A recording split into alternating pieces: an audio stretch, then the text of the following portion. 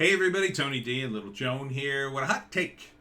Every once in a while I like to dunk on the NBC opeds in the Think section. Man, they're coming fast and furious recently. I did one that I was going to put on YouTube. It got a little spicy, so I ended up putting it on BitChute and Rumble, but I think this one I'll be okay. Gotta try not to say anything too spicy.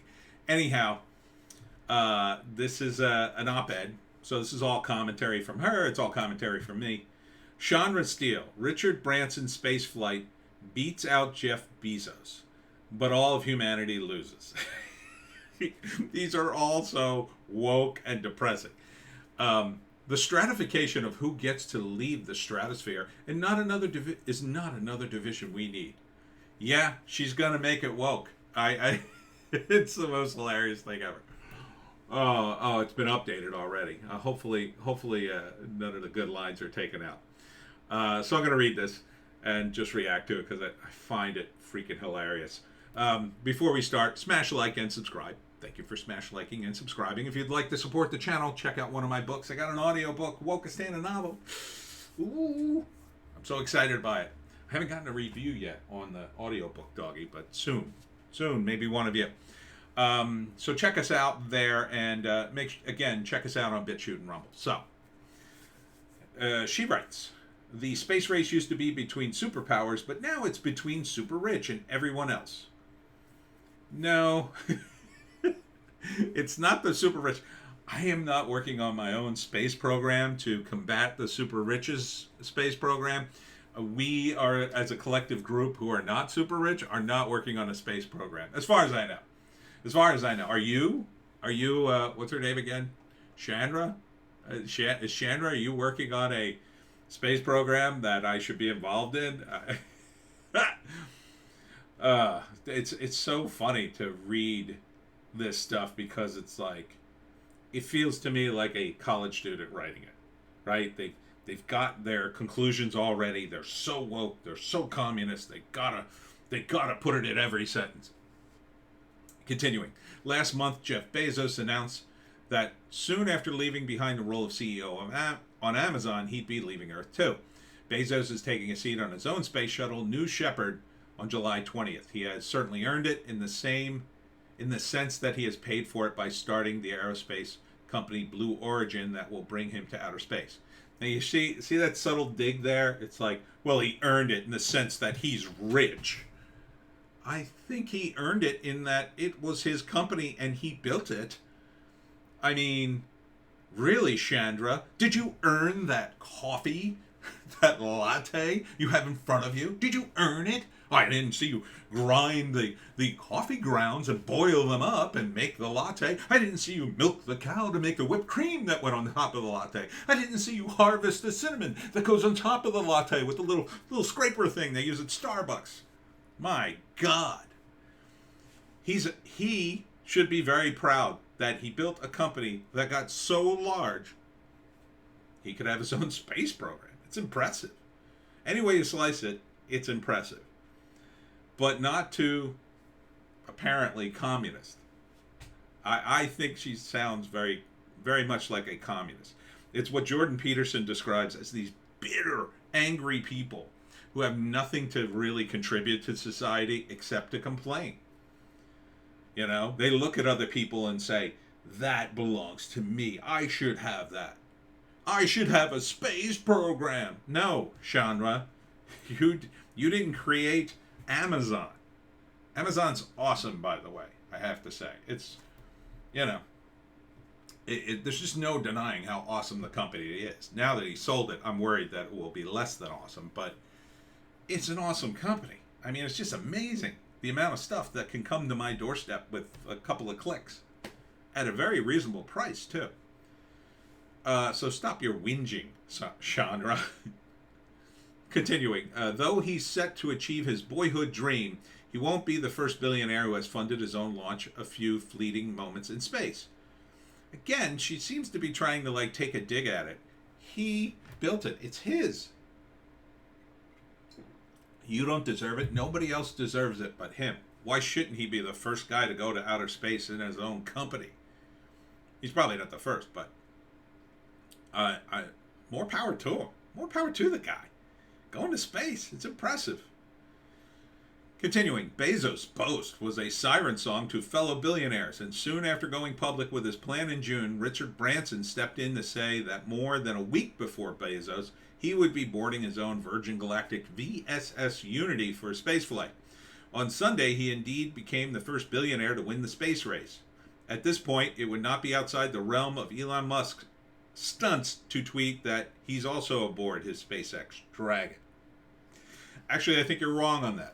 I don't think Elon would get up in his own space capsule until it's perfected. I think he's like that. I do think Branson is a bit of a showboat. I bet he couldn't, the moment he heard it. You're right about that. I think they're very competitive. I think Branson in particular is competitive. He likes to be the first at things. And again, good for him. Why shouldn't he be? If he can make it happen, sure. He can beat Bezos by a week. What else are you going to do when you have all that money? If you can't win at that, that's competing in the really big leagues. But you seem so angry and bitter about it, Chandra. Why can't you be happy for the guy? The fact that he did it first. Should you have done it first? Should he have gotten a homeless person to go into space first? Like, hey, homeless guy, I'm so privileged. Let me put you in the rocket. It doesn't make any sense. He has the money. He did it first. It's going to be commercial space travel. Everybody will be doing it. A few decades from now, it'll be like the thing to do. And I guarantee you, the kind of people who are complaining about it now, who are caught up in the trend, who are super anti-capitalist, they'll be more than happy to get on board one of these space flights and write a big glowing article about how much fun it is, because they'll be getting a little green when they do it, I'm sure. Continuing, for anyone who's had enough of everything they can see on Earth and can afford to leave it behind, space tourism has finally arrived. Again, it's like you can't seem to write a sentence without sounding a little bitter. For anyone who's had enough of everything they can see on Earth, maybe they just want to go to space. It's not. There are plenty of. I would go to space, sure, if I thought it was safe enough. It's pretty new. I don't think I would get on anytime soon, but. If I thought it was safe and it was something I wanted to do, go to space, if I had an opportunity, maybe. But, overall, I'm not super psyched about it, but I haven't seen the whole world. So, and let's be honest, Chandra, you'd go. You'd go. If they called and said, we want you to accompany Bezos on the flight and you cover it and you get an exclusive, I bet you'd go in a heartbeat. You'd probably complain the whole way, but you'd go, I bet. That's just my opinion. For an astronomical price, you will soon be able to take a suborbital space cruise with Blue Origin or Virgin Galactic. If you want to go even farther, SpaceX Dragon's capsule will have a glass dome observation deck. Ooh. Available for passengers, and it's shuttling to the International Space Station for 8-day stay at $55 million apiece. Whoa! That's some price tag. No thanks. I don't think I'll be affording that. I think I'll keep my $55 million, thank you very much. Just be aware that while the risks of staying on Earth grow every day, what are you talking about? Those of going into space are too great for insurance companies to cover. Well, yeah. It's not a regular thing to do. It's incredibly risky right now. But again, give it a few decades. That $55 million, price tag will either come down or $55 million will be like $5,000.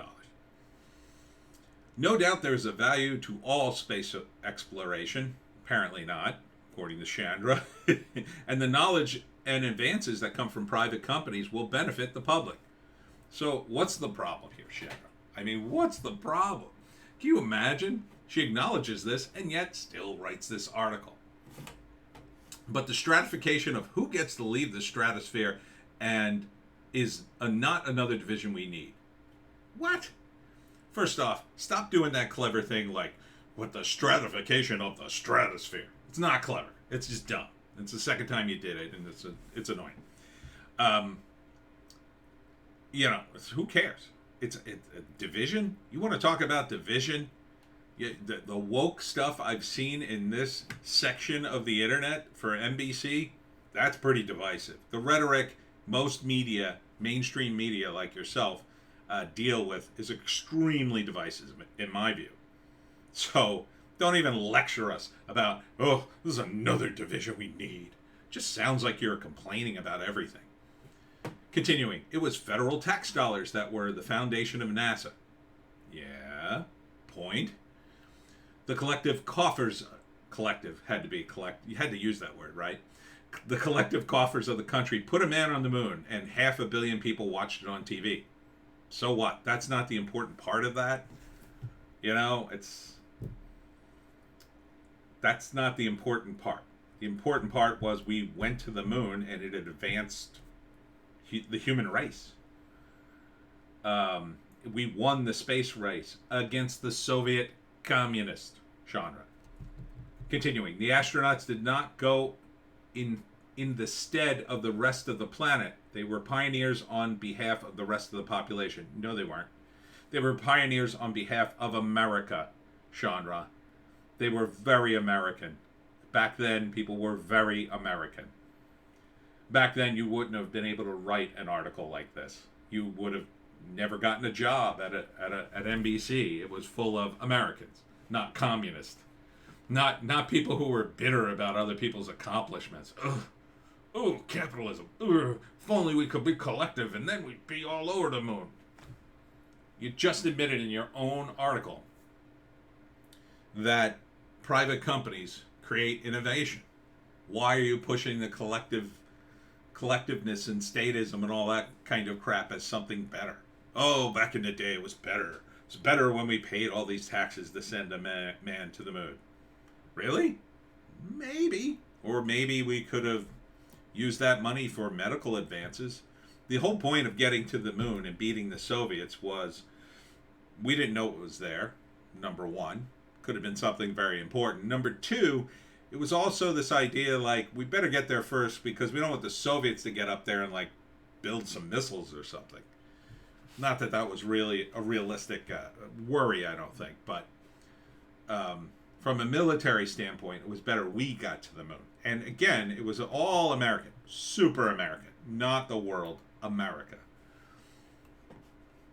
I have not traveled to space. Well, newsflash.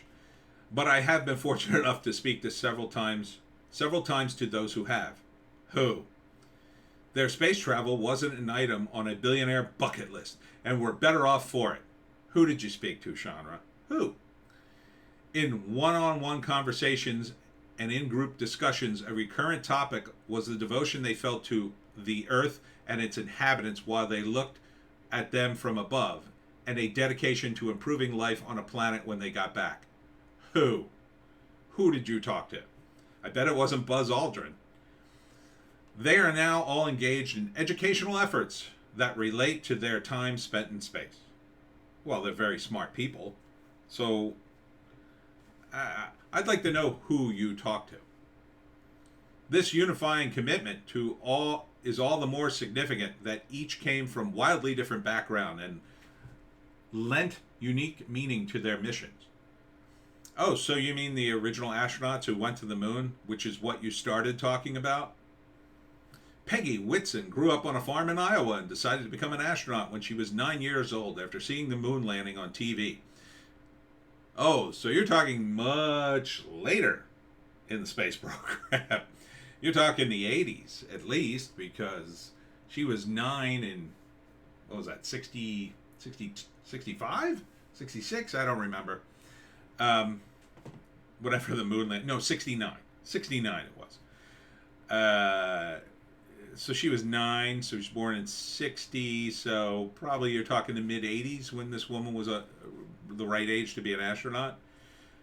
She has broken many records, including being the first woman to command a space station. For a long while, she had spent more time in space than anyone else. Yeah, Chuck Yeager was in space too, I believe, and wasn't it with Chuck Yeager? Well, he was definitely the guy who broke the sound barrier, right? I mean, what about the original astronauts? You were talking about the original astronauts, I thought. I mean, you were talking about NASA and how we poured money into NASA. Are you only talking about the 80s? NASA was a thing in the 60s. In the 80s, they had to update it. They had their problems. The computers were old. There's a big article in Rolling Stone back in the 90s how they updated the computers in NASA, and they'd been so old for so long. The guy who updated their, the IT guy who went in there, basically put everything into a laptop. Those big computers, that big control room that you see him sitting in, that was shrunk down to a laptop in the late 80s, early 90s, I believe. That's a collective, NASA, government NASA.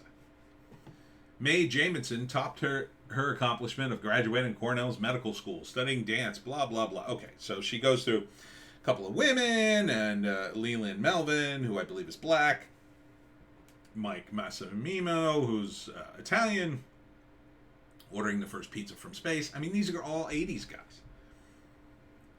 The first man on the moon, which you mentioned specifically, that was 69, 68 or 69. And that was way before. And that's when it was super dangerous. I mean, not that it was any less dangerous in the... Well, it was less dangerous in the 80s, I'll say. He almost died in the Apollo mission. A bunch of guys did die. Right on the launch pad. And a lot of times they were military guys. Especially in the early days, they were all Air Force guys. Chuck Yeager was on one mission, wasn't he? I know Buzz Aldrin was there. Neil Armstrong, I remember those names. As dissimilar and unexpected as their paths are, and she talks about all the astronauts, I guess, from the 80s who all went into education, who fit, I guess, her profile. As dissimilar and unexpected as their paths are, they're all experiencing something common, a life-altering epiphany about the unity of the universe once they got to see the stars up close, and a calling to change the world they returned to for the better. Again, these people, you got to be super smart and super accomplished to be an astronaut. I don't think if these people had not gone to space, they would have needed an epiphany to come back down and change the world. These people were already very accomplished.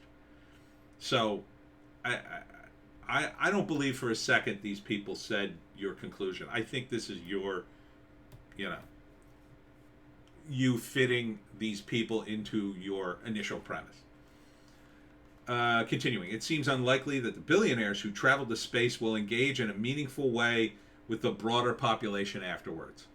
According to who? According to what? Because you don't like them? You already got a chip on your shoulder writing this thing, that's for sure. In part because they're so far removed from other people. I'll tell you who's removed from other people. You. In fact, their privilege, there it is, has put them at such odds with the Earth's inhabitants. Who talks about NASA this way? The Earth. Oh, yeah, they're about the Earth. NASA's part of the United States. It's a program built in the United States. It's not there for the Earth. It's there for the United States. For America. Get it right. In fact, their privilege has put them at such odds with Earth's inhabitants that many don't want them to come back, Epiphany equipped or not.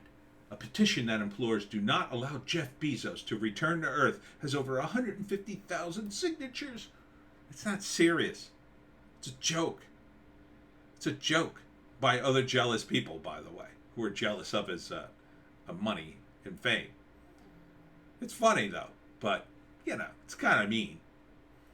While those wealthy enough to build spacecraft can certainly be as starry-eyed as the rest of us, it's unsettling to watch them flex the power to leave the planet, particularly in such troubled times.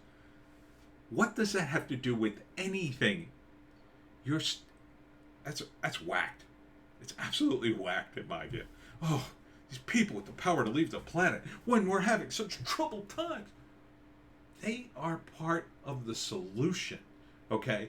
Bezos' company employed thousands and thousands and thousands of people. So many people work for Amazon. And you can complain about their labor practices. I certainly could see a lot of improvement that needs to happen there. But Doesn't change the fact that he employs tons of people. He's built a great company. It serves a lot of people.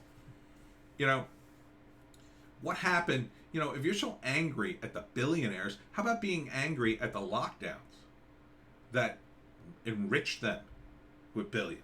Oh, where was the NBC article about all the small businesses that got crushed? No, the woke don't actually get angry about that, do they? Genre.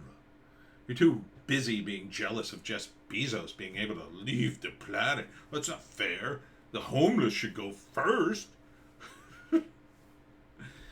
It's just fun to dunk on NBC because it seems like each day this think piece has these pieces, and I can't imagine the kind of people reading this are anything but people who would agree exactly what Sean or people like me who are just going to dunk on it. So it's like,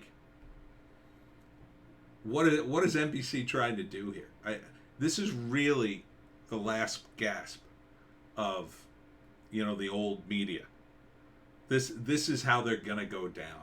You know, with, I think, their worst writers trying desperately to get some clickbaity thing up online to make them a little more money to get through another week until finally the whole thing just shuts down.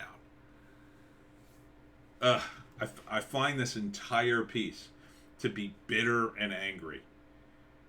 And, yeah, so maybe I'll stop reading these. They're actually kind of depressing when you start thinking about it. Anyhow, that's what's going on at Woke NBC.